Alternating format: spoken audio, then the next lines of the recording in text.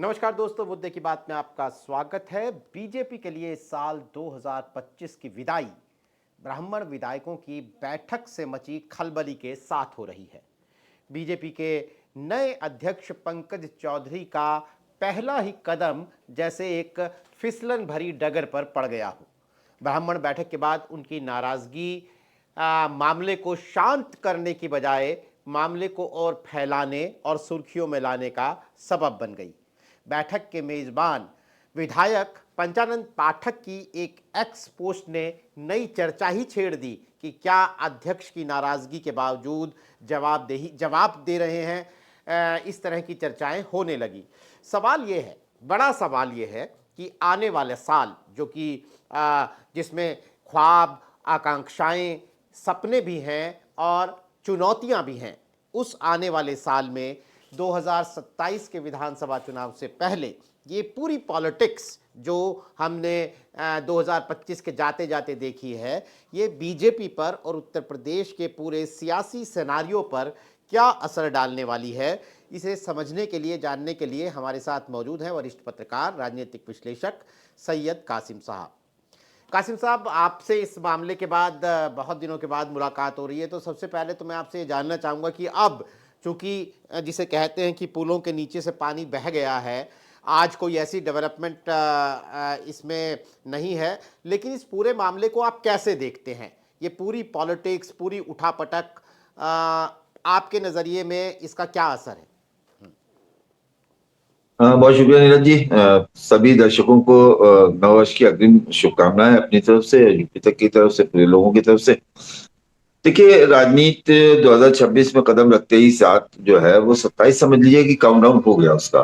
फिर इलेक्शन जो है वो लगता तो है एक साल है, लेकिन वो महीनों में गुजर जाएगा।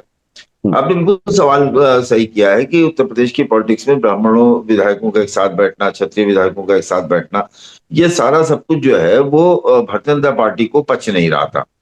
और इसी को लेकर प्रदेश अध्यक्ष का बयान आया। उस पे उन लोगों के द्वारा तो कोई बहुत बड़ी प्रतिक्रिया नहीं आई जो उस बैठक में थे, लेकिन कुछ ब्राह्मण पत्रकार जो सक्रिय हैं एक्स पे, या कुछ ब्राह्मण नेता या समाजवादी पार्टी के ब्राह्मण नेतृत्व के लोग, उनकी प्रतिक्रिया आई हैं और ज्यादा आई हैं।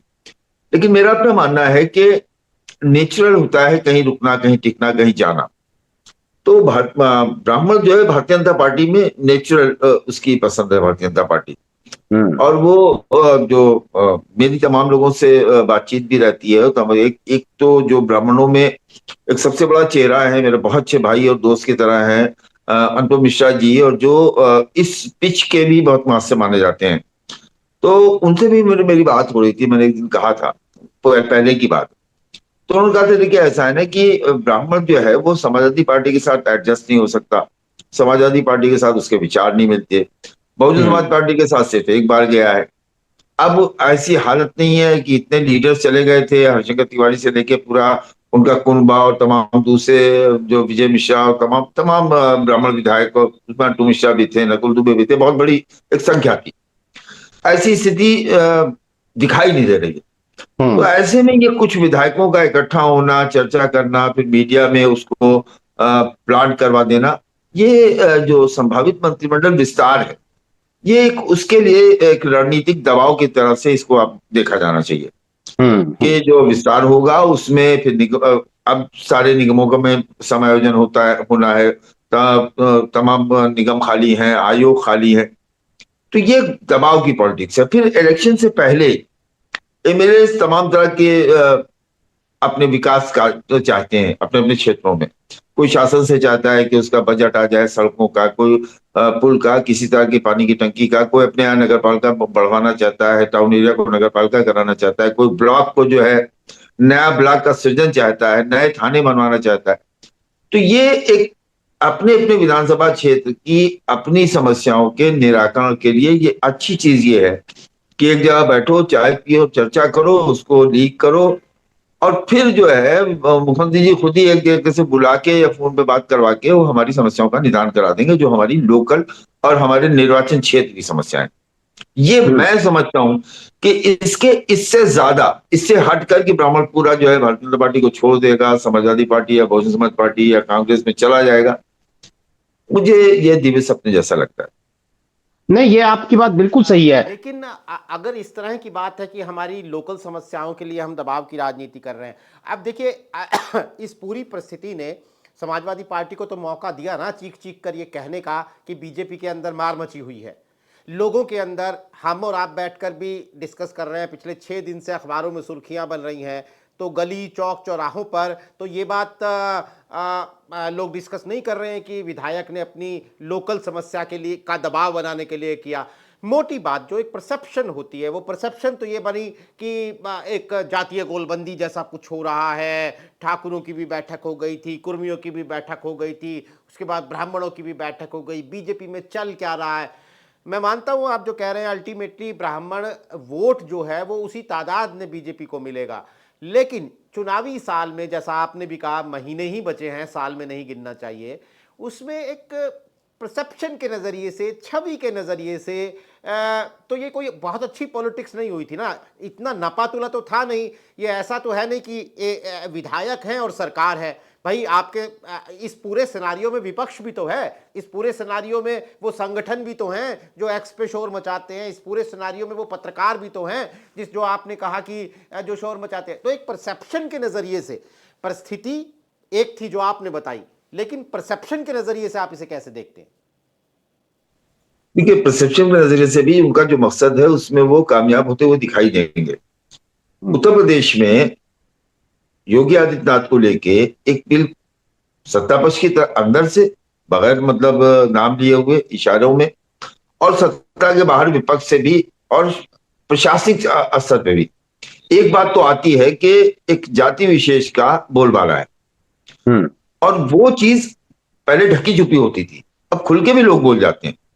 और उसपे भी प्रेशर बनाने के लिए कि वो चुनावी वर्ष में, इलेक्शन के साल में उसको बैलेंस करना, ये होना कि नहीं साहब ऐसा नहीं है, सिर्फ क्षत्रियों की बात नहीं है, सिर्फ एक जाति विशेष की बात नहीं है, सिर्फ मुख्यमंत्री की जात की बात नहीं है, ब्राह्मणों का भी एक वर्चस्व है, ब्राह्मणों की भी सुनी जाती है, ब्राह्मणों का दबाव भी काम करता है। तो ये एक रणनीतिक तौर पे, और मेरा अपना मानना है, देखिए हो सकता है मैं गलत हूं, लेकिन भारतीय जनता पार्टी जैसी पार्टी में जिसके उनके प्रदेश अध्यक्ष ने ये बात कही है कि हमारी पार्टी में ये सब नहीं होता, हमारी पार्टी सब समाज की पार्टी है। भारतीय जनता पार्टी जैसी पार्टी में जातीय गोलबंदी, और वो भी निर्वाचित प्रतिनिधियों की, और उसपे फिर केशव प्रसाद का बयान, केशव मौर्य के बयान को मैं ज्यादा महत्व देता हूं बनिस्बत प्रदेश अध्यक्ष के बयान। केशव मौर्य ने कहा कि ठीक है बैठे, इसमें इस तरह की वो बात तो है नहीं, उनका बयान बिल्कुल अलग है। तो ये जो है कहीं ना कहीं, देखिए पार्टी कोई हो, पार्टी विद डिफरेंस नाम दिया जाता था भारतीय जनता पार्टी को, आज वो दिखाई नहीं देता पार्टी विद डिफरेंस वाला फार्मूला, कभी हुआ करती थी। पार्टी कोई भी हो, हर पार्टी में गुट होते हैं और कहीं नजर आते हैं, कहीं नजर नहीं आते हैं। भारतीय जनता पार्टी में हो या ना हो, दिल्ली से लखनऊ के बीच की एक चर्चा तो रहती है कि दिल्ली और लखनऊ के बीच में कुछ तो है, सब कुछ उतना साफ साफ अच्छा नहीं है जितना दिखाने की कोशिश की जाती है। तो ये एक वजह है, इसको इससे इनकार नहीं किया जा सकता। लेकिन फिर भी इसको हम क्या कहते हैं, ब्रॉड कैनवास पे देखेंगे तो भारतीय जनता पार्टी इस बैठक के बाद दोबारा किसी का बयान आए, दो बार प्रदेश अध्यक्ष ने कह दिया, फिर केशव मौर्य ने उसका एक तरह से काउंटर कर दिया, फिर कोई अनुसूचित जाति के तमाम विधायक सांसद ये बात करने लगे कि SC/ST क्यों नहीं बैठेंगे, हम भी बैठ सकते हैं। ये फिर टूट फूट की नौबत होती है ना कि भाई हर गुट अलग अलग बैठ रहा है, हर गुट अलग अलग बैठ रहा है, तो उसका विपक्ष तो फायदा लेगा ही। विपक्ष बैठा ही इसीलिए, विपक्ष करता ही इसलिए, होता ही इसीलिए। लेकिन आप याद करें 2022 का चुनाव, नीरज जी, 2022-2017 में परशुराम का फरसा लेके अखिलेश ऐसे कर रहे थे, क्या हुआ हमने आपने देखा कि क्या हुआ, क्या नतीजा मिला, क्या रिजल्ट आया। बीजेपी की सीटें कम हो गई। जीत नहीं, मैं आपकी बात का काउंटर कर रहा हूं, नतीजा ये हुआ बीजेपी की सीटें कम हो गई। बीजेपी की सीटें कम हो गई, लेकिन ब्राह्मण सीटों पे कहां असर पड़ा? सवाल ये है, जो आप जिसको मैसेज दे रहे थे उस पर असर नहीं पड़ा, बल्कि आपके ब्राह्मण विधायक जो सबसे आपके करीबी थे वो भारतीय जनता पार्टी का हिस्सा बन गए, जो आपके सचेतक हुआ करते थे। तो मैं समझता हूं कि ये नेचुरल है, भारतीय जनता पार्टी के साथ ब्राह्मण का लगाव नेचुरल। लेकिन ये भी सच है कि ब्राह्मण अपने जो उसका जो कहते हैं वर्चस्व जो होता था ब्राह्मण का, वो उसको अगर जब नहीं मिलता है, ब्राह्मण के साथ जैसा वो चाहता है वैसा नहीं होता है, तो उसको जब कहीं ना कहीं उसकी क्रिया की प्रतिक्रिया होगी, हर एक्शन का रिएक्शन है। मैं इसी एक्शन के रिएक्शन के तौर पे देखता हूँ, और मेरी लोकल से लेके स्टेट लेवल पे लेके तमाम लोगों से बात होती है, तमाम जर्नलिस्टों से बात होती है। वो जर्नलिस्ट बहुत सक्रिय होते हैं जो एक्स पे, उनसे बात होती है। उसके भी बातचीत में जब मैं पूछता हूँ कि ये वोट कहाँ जाएगा, तो वो बगले झाड़ने लगते हैं। उनका ये कहना होता है कि भाई ऐसा है कि इस पे तो हम नहीं कर सकते, लेकिन जो बात है वो तो ब्राह्मणों के हक में कही जाएगी। सही वो बात है। बात आपकी बात सही है कि जब ये सवाल आता है कि क्या ये वोट टूट जाएगा, तो इस पे तमाम वो लोग जो ह्यू एंड क्राई कर रहे हैं, इसका जवाब उनके पास उस तरह का नहीं होता है जिस तरह की रिएक्शन वो दिखा रहे होते हैं सोशल मीडिया में वगैरह। लेकिन एक सवाल इससे ये भी हुआ, अब चूंकि बात से बात निकलती है सोशल मीडिया पर, जो एक्सप्रेशन है वो बहुत जल्दी सामने भी आ जाते हैं कि पंकज चौधरी जो कि कुर्मी बिरादरी से आते हैं, दरअसल लोगों ने तुलना की कि ठाकुर बिरादरी की बैठक हुई तो पार्टी ने कुछ नहीं कहा, कुर्मी की बैठक हुई तो पार्टी ने कुछ नहीं कहा, अब ये ब्राह्मणों की बैठक हुई तो अध्यक्ष ने कड़ी चेतावनी दे दी जो कि कुर्मी बिरादरी से आते हैं। तो कुछ लोग इसे कुर्मी पॉलिटिक्स बनाम ब्राह्मण पॉलिटिक्स के चश्मे से देखने लगे। ये ऐसा है या ये भी जिसे कहते हैं कि जबरन ढूंढने वाली बात है?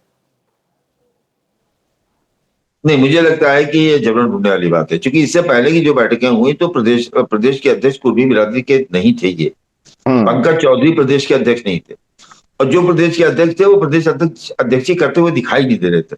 इनका ये मैसेज देने का मतलब ये रहा कि मैं प्रदेश के अध्यक्ष की तरह अध्यक्ष करूंगा, मेरे समय में कम से कम आप ये प्रयास न करें कि जातीय गोलबंदी करें, ये इसे भारतीय जनता पार्टी में बर्दाश्त नहीं किया जाएगा। तो वो जो एक सख्त अध्यक्ष का एक मैसेज होता है, पैगाम होता है कि देखिए मेरे कार्यकाल में ये नहीं होगा, ये एक तरह से पैगाम देने की बात थी, मैसेज देने की बात थी कि हमारे कार्यकाल में ये नहीं चलेगा। आप पहले बैठक कर चुके, क्षत्रिय कर चुके, कुर्मी कर चुके, कोई कर चुका, तब मैं प्रदेश का अध्यक्ष नहीं था, लेकिन अब मैं प्रदेश का अध्यक्ष हूं और अब ऐसा नहीं चलेगा। इसे मैं इस चश्मे से देखता हूं, मैं इस नजरिए से देखता हूं। लेकिन ये भी सच है कि उत्तर प्रदेश जैसे बड़े राज्य में चुनाव से पहले अगर ये गोलबंदी मीडिया से निकल के, एक्स से निकल के, सोशल मीडिया से निकल के, यूट्यूब से निकल के अगर इस तरह से सामने आती है और इस पर चर्चा पर चर्चाएं होती हैं, तो कहीं ना कहीं पार्टी के लिए कोई बेचैन तो करने वाली बात होती है, कहीं ना कहीं पार्टी बेचैन तो करती है, होती भी है। तो उसका जो है सोल्यूशन, अब इसमें कोई लीडर तो है नहीं कि भाई इसमें कोई हरिशंकर तिवारी हो, कोई सत्येंद्र मिश्रा हो, कोई क्या कहते हैं आपके पवन पांडे हो, या कोई हो लीडर की तरह सब इकट्ठा हुए, उसमें कोई लीडर नहीं दिखाई दे रहा है कि इसे लीडर मान लिया जाए। इसके नेतृत्व में बैठक हुई, तो वो चीज अगर होती तो अगर उसका कोई बुलावा आता या कहीं बुलाया जाता, वो कहीं मिलने जाता, अमित शाह बुलाते या मोदी से मुलाकात होती या केंद्रीय मंत्री से मुलाकात होती, तब लगता कि हाँ इसको सीरियसली टैकल किया जा रहा है। लेकिन मुझे तो लगता है कि जिस तरह से हम और आप मैं सोच रहा हूँ, या जिस तरह से आम ब्राह्मण जो है, जर्नलिस्ट है या सोशल एक्टिविस्ट है या बीजेपी का समर्थक है या आरएसएस संघ का समर्थक है, उसका कहना है ठीक है भाई ये बैठना चाहिए, कम से कम कोई दबाव तो हो, कुछ मैसेज तो जाए। और जब बच्चा रोता है तो माँ दूध पिलाती है, तो कम से कम ये जाए, और उसके बाद फिर जब इसकी खबरें चलेगी तो वो हमारे लिए पॉजिटिव होगी, उसका हमको फायदा मिलेगा। उनका जवाब ये होता है। नहीं, जो आपने एक बात कही कि अब ऐसी खबर आज आई ही है कि मकर संक्रांति के बाद मंत्रिमंडल विस्तार हो सकता है, संगठन में खाली पड़े हुए पद भरे जा सकते हैं। तो चुनाव तो आगे की बात है, दूर की बात है, विधानसभा चुनाव, लेकिन जो आने वाले दिनों के जो तुरंत फुरत बदलाव हैं, वहाँ आपको लगता है कि इसका ये फ़ायदा ब्राह्मण बिरादरी को मिल सकता है कि हो सकता है मंत्रिमंडल में उनके मंत्री और बढ़ जाएं, या फिर जो बात आपने कही कि निगमों के पद, आयोगों के पद, यहाँ पर ये इनकी राजनीति, ये दबाव काम आ सकता है? निश्चित तौर पे काम आना चाहिए, यही उनकी सोच है, यही उनका नजरिया है। और अगर काम नहीं आता है तब हम आप ये चर्चा कर सकते हैं कि ये जो लीडरशिप है, जो मतलब 1-2 नंबर के बाद तीसरे नंबर पे आती है, जो जिले के अध्यक्ष थे अब अध्यक्ष नहीं रहे, ब्राह्मण थे अब नहीं है, पिछले समाज का हो गया, उनका कहीं एडजस्टमेंट होना होगा कि नहीं होना होगा। उसी तरह से जो दूसरे लोग होते हैं पार्टी के, जो सब मतलब जिनका टिकट कट गया, 2 बार से कट रहा है, तीसरी बार उनको मिलना चाहिए, उनको समायोजन। जो विधायक हैं और उनको 2 बार से 3 बार से विधायक हैं, मंत्री नहीं हुए हैं, उनका मंत्रिमंडल में आना, राज्य मंत्रिमंडल में आना, या उनको इतना ताकतवर कोई विभाग उसका अध्यक्ष और प्रमुख बनाना जो कम से कम कैबिनेट मिनिस्टर जैसे हैसियत का हो, विभाग भारी भरकम हो। ऐसे तमाम निगम और तमाम आयोग उत्तर प्रदेश में हैं। तो वो जो टारगेट है, अगर वो अचीव होता हुआ, पूरा होता हुआ दिखाई देगा, तो ये समझा जाएगा कि हाँ, ये सफल रहा। वो नहीं होता है तो भी ये देखना जरूर दिलचस्प होगा कि इसमें से ये लोग कितने ऐसे हैं जिनके टिकट कटते हैं, कितने ऐसे लोग हैं जिनके ऊपर ये कार्रवाइयां होती हैं कि आपने साहब बहुत ज्यादा पार्टी के खिलाफ आप इकट्ठा हो गए, आपने आंखें दिखाई, आंखें चली नहीं, इसलिए आपको टिकट नहीं मिलेगा। वो स्विच करते हैं, वो कहीं जाते हैं, उससे पार्टी को क्या नुकसान होता है, ये एक देखिए, पार्टी में किसी भी बिरादरी का जो किसी भी बिरादरी का कोई हो, तो लीडर जहां से जाता है ना, वो वहां पे असर करता है। कितना करता है अपनी विधानसभा में, ये मैटर हो सकता है, लेकिन वो लीडर अपनी विधानसभा में असर कर जाता है जी। वो किसी भी बिरादरी को। और ये कहिए कि पूरे उत्तर प्रदेश के परिप्रेक्ष्य में हम देखें, 403 विधानसभा क्षेत्र में किसी भी तरह से ब्राह्मणों में बड़ा गुस्सा है, बड़ा रोष है। उसका रिएक्शन ये होगा कि विधायक लोग बैठे, उसके बाद कोई कार्रवाई नहीं हुई, उनकी कोई मांगे नहीं पूरी हुई, तो वो उन स्थानों पे जहां पे वो टिकट दोबारा पा रहे हैं वैसे ही रुका रहेगा, कहीं नहीं जा रहा है। जहां टिकट नहीं पा रहे हैं, तो वहां जो दूसरा पा रहा है वो कितना ला पा रहा है, ये देखना दिलचस्प होगा। मुझे लगता है कि ये दबाव की राजनीति किसी हद तक सफल होती हुई इसलिए दिखाई दे रही है कि इसको बड़ा मुद्दा माना गया, इसको बड़ा मुद्दा बनाया गया, और सोशल मीडिया से लेके और टीवी मीडिया तक और हर जगह इस बात की चर्चा हुई, और किसी भी तरह का अभी तक योगी आदित्यनाथ का इस पे कोई रिएक्शन नहीं आया। दिल्ली ने इसको किस तरह लिया है ये दिखाई नहीं दिया, राष्ट्रीय अध्यक्ष का कोई इन्वॉल्वमेंट अभी तक नहीं हुआ, ऊपर से कोई बयान अभी तक नहीं आया। तो ये नॉर्मल प्रैक्टिस के तौर पे ही देखा जाएगा नीरज। नहीं, बिल्कुल सही बात है। उत्तर प्रदेश की पॉलिटिक्स को अगर हम देखते हैं तो बड़े मोटे तौर पर ये दो हिस्से इसके हमें दिखते हैं। एक जाति की राजनीति, जिसे आप कह लीजिए कि विपक्ष कर रहा है, पीडीए की राजनीति है या जाति की राजनीति जो है, और एक है हिंदू मुस्लिम ध्रुवीकरण की राजनीति। पिछले 1 साल पर भी नज़र डालते हैं या 2024 के लोकसभा चुनाव के बाद नज़र डालते हैं तो गाहे बगाहे, जैसे अभी मैं ये कहना चाह रहा हूँ कि राम मंदिर का निर्माण कार्य पूरा हुआ, ध्वजा पताका फहराई गई, ये खबरें लंबी चलती, फिर कोई ऐसी खबर आ जाती है जिसमें जाति की बात होने लगती है, डायरेक्टली इनडायरेक्टली। मेरा आपसे ये सवाल है कि अब चूंकि अब आने वाले साल में तो चुनाव की ही बातें होंगी, तो इसमें ये आपको जाति की राजनीति भारी पड़ती नजर आ रही है या हिंदू मुस्लिम ध्रुवीकरण की राजनीति भारी पड़ती नजर आ रही है? और फायदा और जो भी आपकी नजर में जिस पेंडुलम जिधर भी झुक रहा है वो किसे फायदा पहुंचाएगा, किसे नुकसान पहुंचाएगा? देखिए नीरज जी, ऐसा है कि धर्म की राजनीति जो है वो भारतीय जनता पार्टी के कमिटेड हार्डकोर वोटर्स को रोके रखने के लिए, जो भारतीय जनता पार्टी को वोटर है, भारतीय जनता पार्टी में है, रुष्ट है, खफा है, एटीएम से खफा है, बैंक अकाउंट के बैलेंस से खफा है, पैसे जमा करने पे लगने वाले चार्ज से खफा है, तमाम मुद्दे हो सकते हैं उसकी नाराजगी के, मतलब संतुष्ट नहीं है। तो उस संतुष्ट नहीं है को असंतुष्ट न होने पाए, एक तो संतुष्ट नहीं है, असंतुष्ट न होने पाए तो उसको उसकी पिच पे रोके रखने का प्रयास किया जाता है। उसके लिए हिंदू मुस्लिम की पॉलिटिक्स है। लेकिन जाति की राजनीति जो है ना वो काम करती है। जाति की राजनीति को नजरअंदाज उत्तर प्रदेश में नहीं किया जा सकता, वो पूरा काम करती है। तो मैं समझता हूं कि जाति की राजनीति धर्म की राजनीति पर भारी पड़ती है हमेशा, और ये हमने मंडल कमीशन के बाद भी देखा। राम मंदिर आंदोलन एक तरफ था, एक तरफ मंडल कमीशन था। मंडल जो था उसने मंदिर के आंदोलन के मुकाबले में उस आंधी में खुद को खड़ा रखा था। फिर हमने अभी देखा लोकसभा के चुनाव में कि ये जो पीडीए का फार्मूला था, राहुल गांधी का आरक्षण था, उसके बाद उसमें संविधान था, सारे मुद्दे थे, तो वो भी उत्तर प्रदेश में उसने काम किया।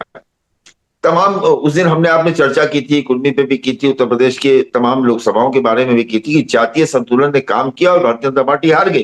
तो जाति तो काम करती है, क्योंकि जातियों में भारतीय जनता पार्टी का अपना जो हार्ड कोर के ये बड़ी जातियों का कोई वोटर नहीं है। जैसे कुर्मी है, कुर्मी एक बड़ी जात है उत्तर प्रदेश में यादव के बाद, भारतीय जनता पार्टी का वो कमिटेड वोटर नहीं है।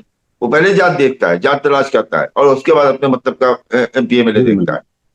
इसी तरह से यादव जो है समाजवादी पार्टी का है, उसके बाद जो भारतीय जनता पार्टी के साथ सहयोगी दल हैं वो लेके आते हैं, उनकी वजह से आता है। भाई ओम प्रकाश राजभर जब अखिलेश के साथ थे उधर चला गया, भाजपा के साथ थे तो उधर चला गया।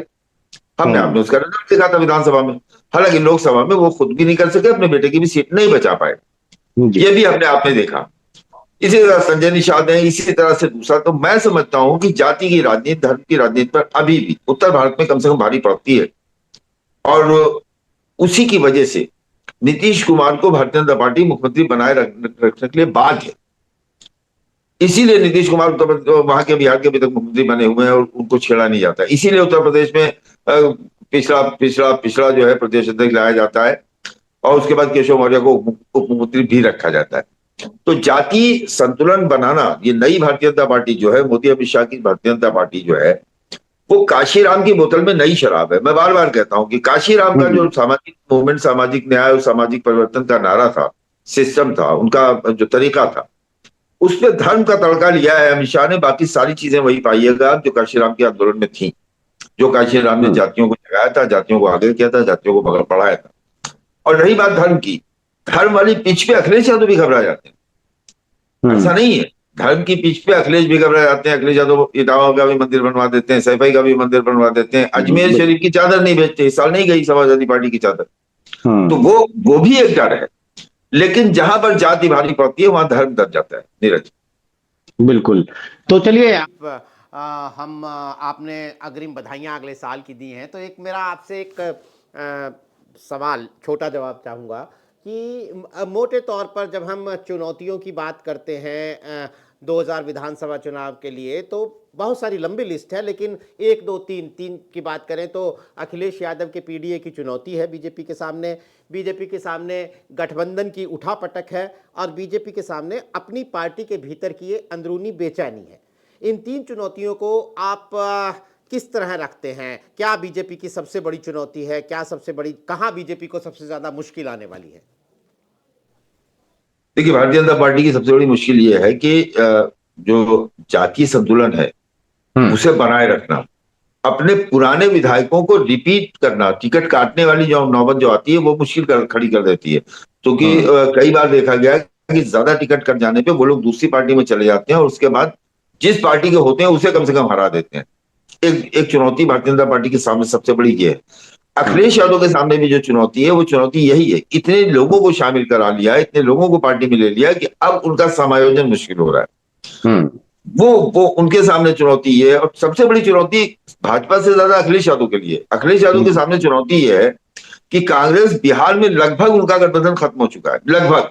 घोषणा किसी दिन हो जाए, क्या हो जाए कहा नहीं जा सकता है। उत्तर प्रदेश में बयानबाजियां शुरू हो गई हैं कांग्रेस की तरफ से, कभी कोई बोल देता है, कभी कोई बोल देता है, कभी इमरान मसूद चैलेंज करने लगते हैं, कभी उनके राष्ट्रीय महासचिव उत्तर प्रदेश के प्रभारी मशवरा देने लगते हैं, राय देने लगते हैं।